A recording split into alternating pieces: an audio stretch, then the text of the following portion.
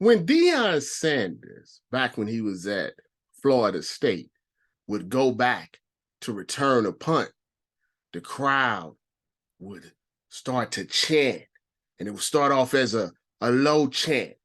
They say, prime time, prime time, prime time, prime time, prime time. And my teenage self at the time, who was just starting out in football, said, I want to be like that. I want to be like Deion Sanders. I want to be prime time. I want a high step. I want to have the jewelry. I want to have the gold chains. I want to make the video, must be the money. I wanted to do all that when I was a kid, because that's when you're a kid. You like that type of stuff. It's flashy. It's entertaining. It draws you in. Now, if you have followed Deion Sanders throughout his career, from back when he was at Florida State to right now when he accepted the head coaching position at Colorado, you should know something that's very, very important that I don't see a lot of these mainstream media people talk about. Deion Sanders, and there's been several documentaries, 30 for 30s, just his random interviews. I think he has a book out that you could read as well. He has said for years, there's two different people inside his body. There's Deion and there's Prime. And they're very two distinct individuals. And people, unfortunately, sometimes try to mash them together. But that simply cannot be the case. When Deion went to Jackson State, he needed both Deion and Prime to accomplish what he wanted to accomplish. See, the Deion side is the one that took some of his own salary to help build better facilities. The Deion side was the one that wanted these kids to understand that their worth was more than just football.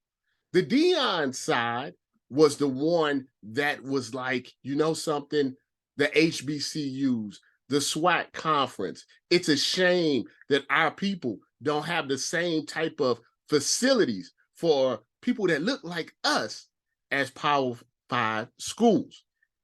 We don't get the same attention as Power 5 schools. So Deion was able to get that attention. Deion was able to bring game day. Deion was able to get Under Armour to come in. But Prime is always lurking. And if you ever listen to Deion Sanders and he tells you why he created Prime, that's because Prime pays the bills. Prime looks out for Deion. Prime looks out for Deion's family. Prime is the one that gets all of the attention. That's why he's not Coach Deion when he's talking to the media. He's Coach Prime, because that outer self, that's what attracts the players. That's what attracts the kids.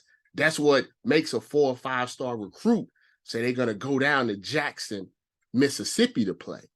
See, Prime brings them in, and then Deion coaches them up about life.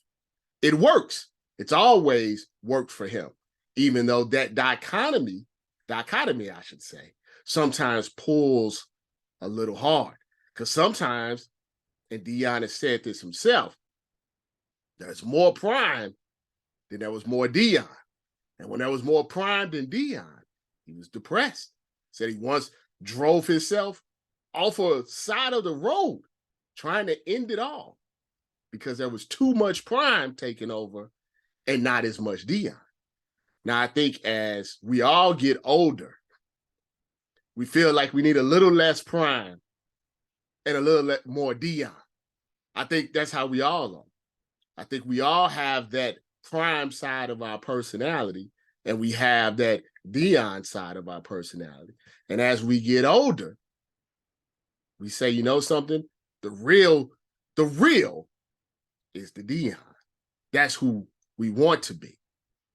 But you can never forget the prime, because it's always been there. And when Colorado came knocking and they said, we got $5 million for you, Prime was the one that took that job. Coach Prime was the one that saw the ability to possibly take a Power 5 team that's been down in the dumps since Eric Bieniemy, Rashad Salam was there, and make them into a powerhouse. Coach Prime sees that opportunity to be on the prime time ESPN game, the prime time Pac-12 after dark game. Prime sees the lights. He also sees an opportunity, because what happens if he takes Colorado from 1-10, and then they go 7-5, and then they go, never know, 10-2. Maybe he gets them up to 12-0. Who's going to come knocking in? You know who's going to come knocking. Florida State, the SEC, maybe the Big Ten. Prime sees the bigger picture. Deion cares. You can tell. Cares about the kids. He cared about what was going on at Jackson State. He cared about giving them an opportunity. But Prime always sees the next score. And in this case, it was Prime that won out. And we have to understand, as Black people, that there are going to be times where we move upward and onwards and we leave. It's disappointing. And I understand people are disappointed that Deion left, because now you wonder if the SWAC, if Jackson State are still going to get the attention that they deserve, or is it going to revert back to the way it was? But I challenge you this. We've seen what can be done. Deion Sanders is only one man. There are a lot of people that have went to HBCUs over the course of their history. You have seen what it can be. So maybe if we put a little more effort into it collectively, we won't be dependent on one man who is more focused on being in prime time.